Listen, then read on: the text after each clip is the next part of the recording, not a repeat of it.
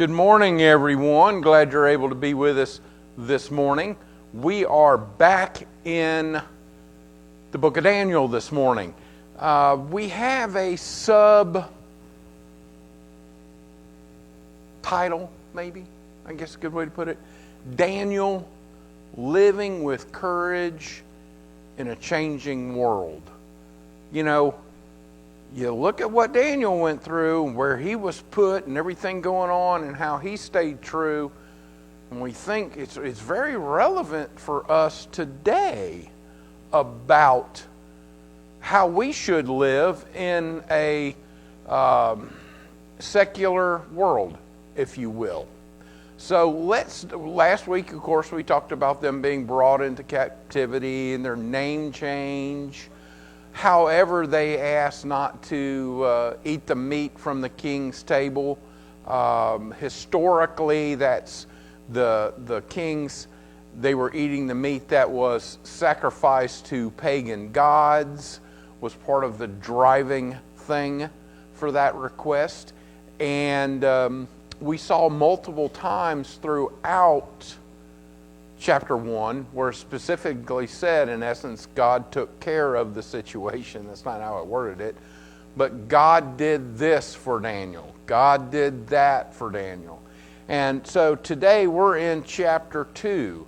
So let's see what happens today in chapter 2. I am going to go ahead and read all the way through the chapter. Then we'll stop and I'll look at some historical stuff from it.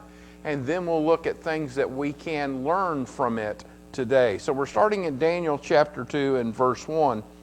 It says, "In the second year of his reign, Nebuchadnezzar had dreams. His mind was troubled, and he could not sleep. So the king summoned the magicians, enchanters, sorcerers, and astrologers to tell him what he had dreamed. When they came in and stood before the king, he said to them, 'I have had a dream that troubles me, and I want to know what it means.' The astrologers answered the king, 'May the king live forever. Tell your servants the dream, and we will interpret it.' The king replied to the astrologers, 'This is what I have firmly decided. If you do not tell me what my dream was and interpret it, I will have you cut into pieces and your houses turned into piles of rubble. But if you tell me the dream and explain it, you will receive from me gifts and rewards and great honor. So tell me the dream and interpret it for me.' Once more they replied, 'Let the king tell his servants the dream, and we will interpret it.'" They didn't want no part of that, did they? Well, verse 8, the king answered, "I am certain that you are trying to gain time because you realize that this is what I have firmly decided. If you do not tell me the dream, there is only one penalty for you. You have conspired to tell me misleading and wicked things, hoping the situation will change. So then, tell me the dream, and I will know that you can interpret it for me." The astrologers answered the king, "There is no one on earth who can do what the king asks." Period.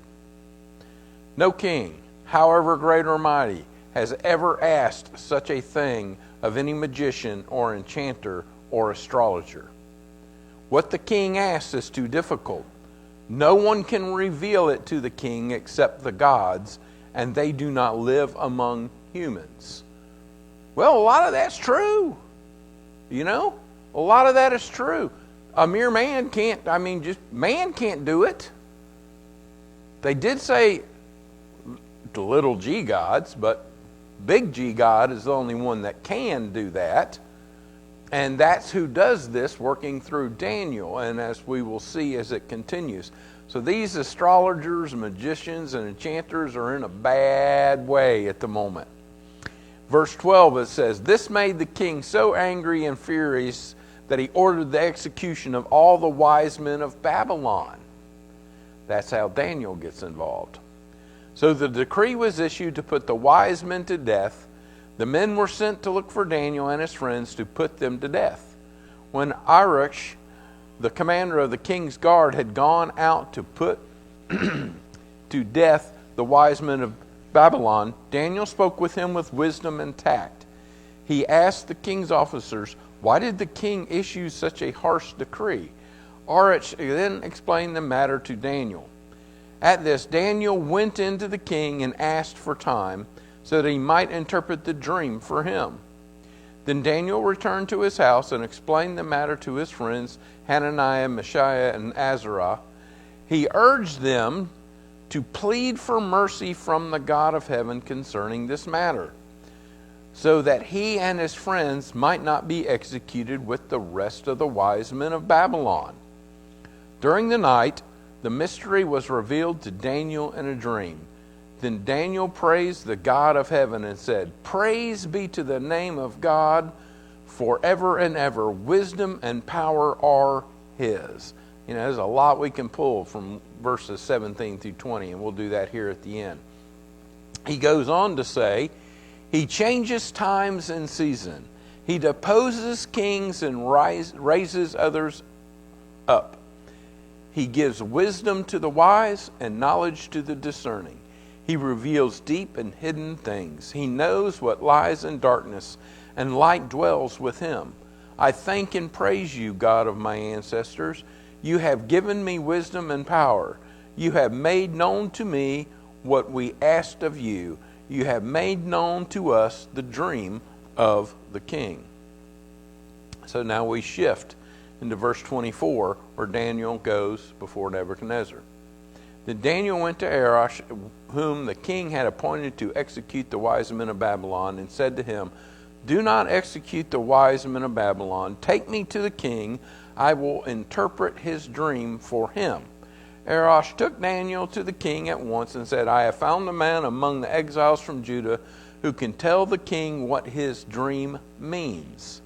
The king asked Daniel, also called Belshazzar, "Are you able to tell me what I saw in my dream and interpret it?" Daniel replied, "No wise man, enchanter, magician, or diviner can explain to the king the mystery he has asked about." Boy, you think, well, that's not a very good way to start that statement, is it? No one can do that. I can imagine Nebuchadnezzar thinking, that's what you're here to do. Now you're telling me nobody can do that?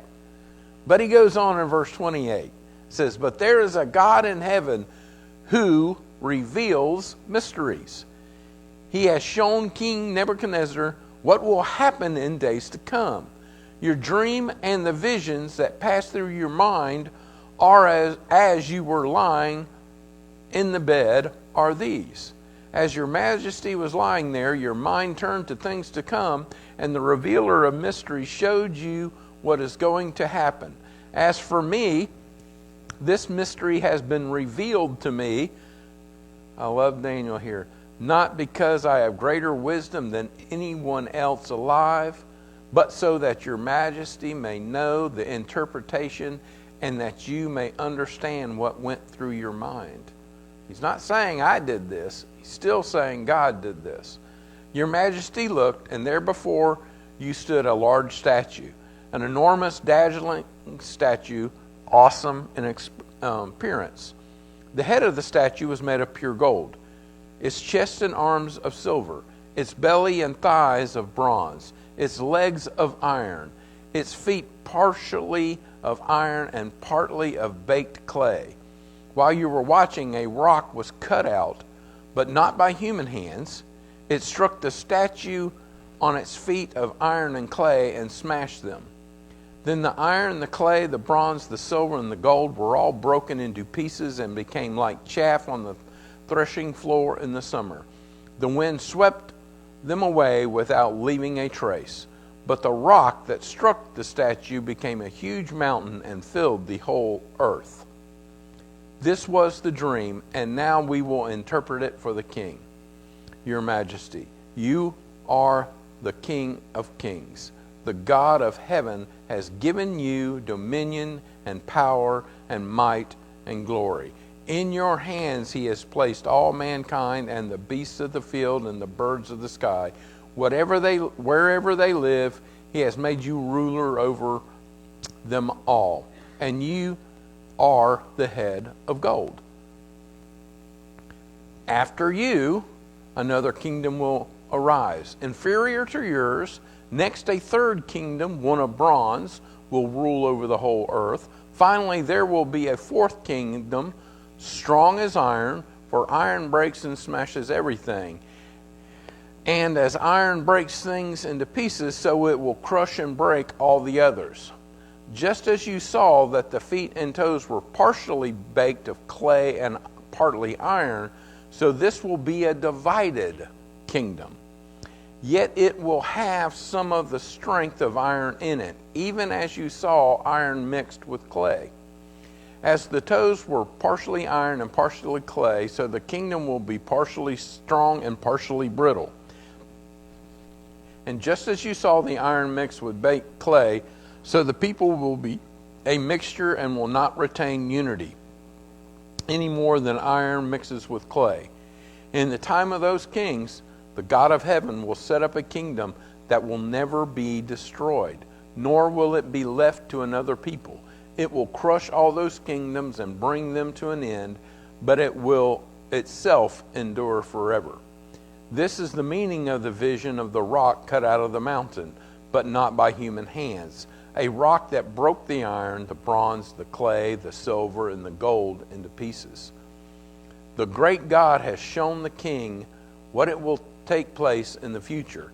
The dream is true, and its interpretation is trustworthy.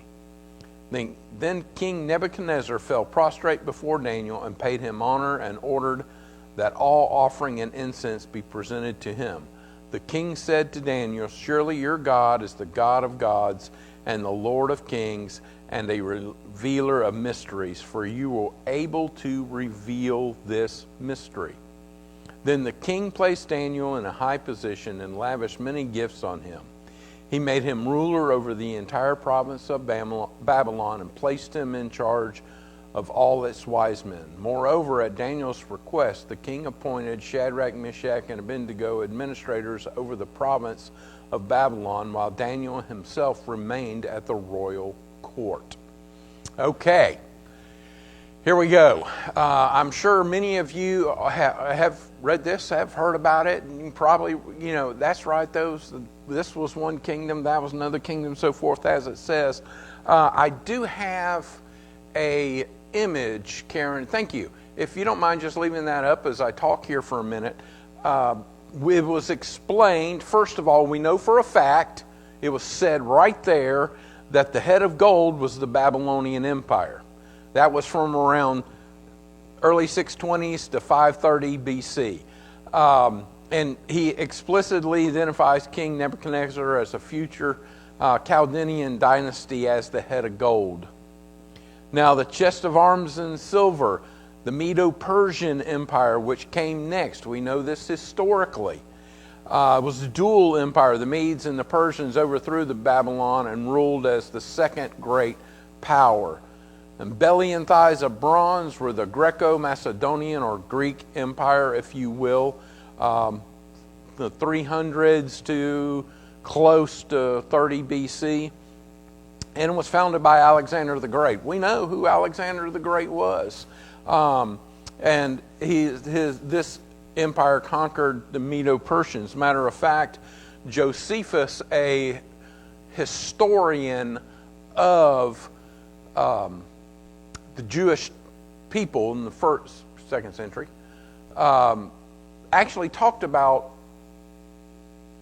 Alexander the Great coming into the city there, and they showed him this book, and literally in the records, he says, "That's me. That's me," literally. And that's recorded by Josephus. Now, the legs of iron, the Roman Empire comes in, lasts for a long time, 500-ish years or so, represented by iron. The Roman Empire was an incredible military force. And it's crushed a lot of different kingdoms.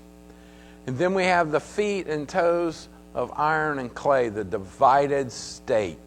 This represents the fragment state of the world following the collapse of the Roman Empire. Lack of unity, it symbolizes lack of unity. and lack of strength. And some, depending on the theological interpretation, can represent divided Europe or a final kingdom end times. However, the stone that was cut without hands represents the kingdom of God. We know when it came in. In the vision, the stone strikes the statue on its feet and shatters all the earthly kingdoms. And the stone grows into a massive mountain that fills the whole world, symbolizing God's eternal and everlasting kingdom. So, there we go. Those are the 5 kingdoms. However, this is important. Have you ever thought, why in the world were the Jews running around looking for the Messiah when Jesus came? Did you realize that Jesus was not the first person that came that claimed to be the Messiah? Actually, there was 3 big ones before Jesus. However, there were some serious differences between all the others and Jesus. I want to look at those real quick. Well, the reason being, let me back up to that statue. The reason being, they knew the Messiah was going to come during the time period of the 4th kingdom. And the Jews were smart enough to look back and go, yeah, that was Babylon. Yeah, that was the Medo-Persian Empire. Yeah, that was the Greeks. We're in the 4th kingdom. That means the Messiah is going to come sometime during this kingdom's ruling. That's why they were on the lookout. You don't see, I've never heard of any Jewish people today running around going, wonder if this guy's a Messiah, wonder if that guy's a Messiah. We know the Messiah is going to come during the reign of the United States. That's not the case. They understood the prophecy here in Daniel chapter 2 to place the Messiah coming during the 4th kingdom.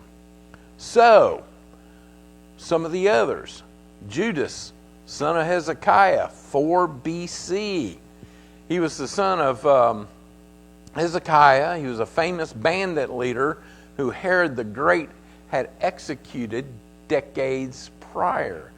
He claimed he gathered a large force in Galilee, raided a royal palace of an arsenal, and armed his followers. Josephus, the guy I was talking about a minute ago, notes that Judas had ambition to claim the royal crown. He wanted to be the king, which Messiah. That's what they saw the Messiah as being. A physical military ruler on earth. We know, and I know y'all know, and I've heard this for a long time, the Jews at the time thought the Messiah was going to come back and sit on a physical throne there on earth and defeat the Romans and set them free, and they were going to be the big dogs, if you will, in the room or in the world. However, with Judas there, the Roman governor of Syria, Varus, came down and killed them all. The next, a few years later, was pretty quick after this one actually, was Simon of Pereira. He was a former slave, actually, of King Herod. Very physically imposing person and very charismatic. He put on a diadem, which is a royal crown, and proclaimed himself king by his followers. He and his bands burned down the royal palace at Jericho and plundered several other estate properties. Even the Roman historian Tacitus recorded this event, noting that a certain Simon usurped the title of king. However, the Roman infantry and Herod's loyalists went down, killed them all. Now the third one is Arthagones the shepherd. He was closer. He was about 2 BC. He's a tall, strong shepherd, no royal lineage. Y'all know what I'm trying to say there. But he had 4 giant brothers. You've heard of the giants, right? He did. He had 4 giant brothers, and he had a massive following. He set himself up as a self-proclaimed king, and many saw him as the earthly Messiah. However, over a course of 2 years, the Roman troops systematically hunted them all down and killed them. Now, we know the term Messiah during this period, people were claiming to be the Messiah, but it did not match with what God was calling Messiah. They were looking for a physical king. We know that. They when these other messiahs came, it really meant what they were claiming to be the rightfully, divinely appointed king of Israel, who would liberate the Jewish people from the Roman rule. That's what those previous people that claimed to be the Messiah were. They understood too that at that time period during the Roman Empire, from Daniel, that this was when the Messiah was to come. You know, I talked many times, specifically Matthew chapter 1 gives the lineage of Jesus. And I've talked about how people from the Sanhedrin, when people would start going, oh yeah, I'm the Messiah, it was real easy for them to see or discredit anybody claiming that. All they had to do was go to the temple and look at the birth records. If the person was not of the lineage of King David, they could automatically eliminate that person. And they did that with Jesus. They went to make sure he was in the lineage. Of course, he was. But we know that God meant something different for the king, for the Messiah.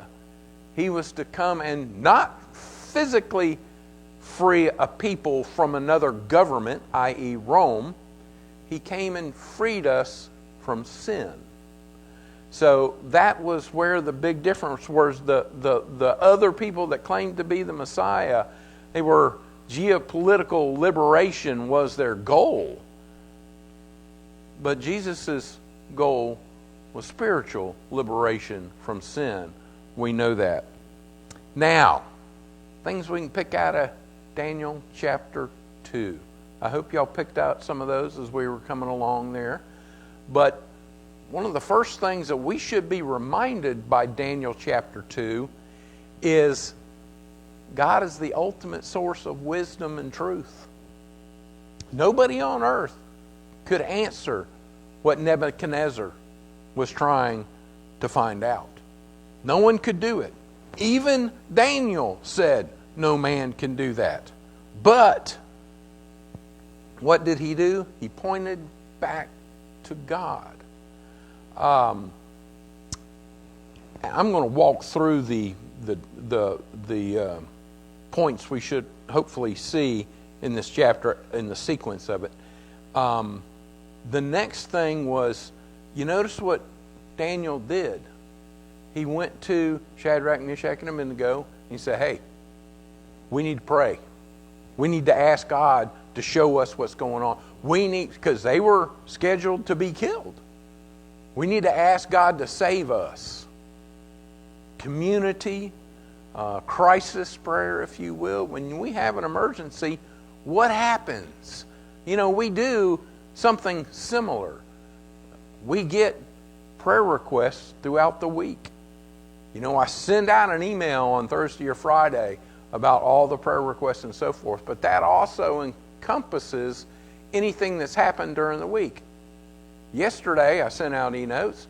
A little while later, Betty sent me an email about her sister that was in the hospital, Mary, and then I in turn sent that out. That's just like Daniel going to Shadrach, Meshach, and Abednego saying, hey, we need to be praying about this now. It's the same thing when I send out a prayer request, or anybody sends out a prayer request to others. saying, we've got something that needs God's attention. And we as a community need to be praying about that. That's what happened here in Daniel chapter 2. That's what happens in our weekly, sometimes daily, lives as a congregation.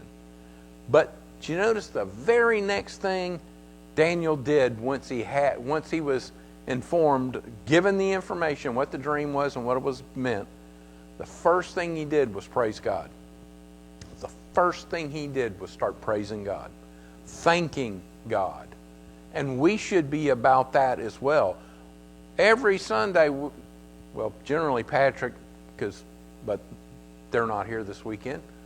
Matter of fact, we're praying for his brother. But he comes up here and we have praises and prayer requests. Praises is what God has already taken care of. And prayer requests are what we're asking him as a group to take care of. And then the next thing he does, he goes before Nebuchadnezzar. And then what does he do? He doesn't say, I figured it out. He doesn't do that. He said, God is the only one that can do it, and he told me to let you know what's going on. He didn't say, look what I've done. He said, this is what God has shown me. So we also need to be, when we're talking about these praises, we need to be given glory to God.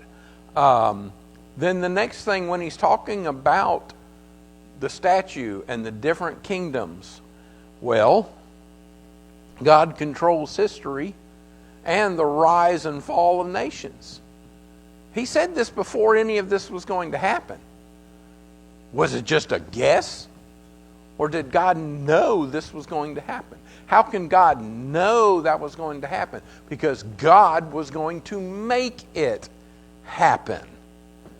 And then as we move on, we see next that faithful living can impact culture and rulers. Daniel, Shadrach, Meshach, and Abednego, they all lived faithfully. All throughout this book, we're going to see that as we move through. We're going to see how God works in their lives and how it changes. We have King Nebuchadnezzar here, the most powerful man in the world, fall prostrate at Daniel's feet and talks and praises God. Not the little g gods, but the big G gods. And then, last but not least, the unshakable kingdom of Christ. He's got it under control, y'all. Y'all know that. Sometimes we pay too much attention to the world around us and forget to mix into that God, quite frankly. And we need to remember to always have God in the mix. Because it doesn't matter what's going on in the world around us, God is still in control. And that's Daniel chapter 2. I appreciate y'all being with us this morning, all of you online.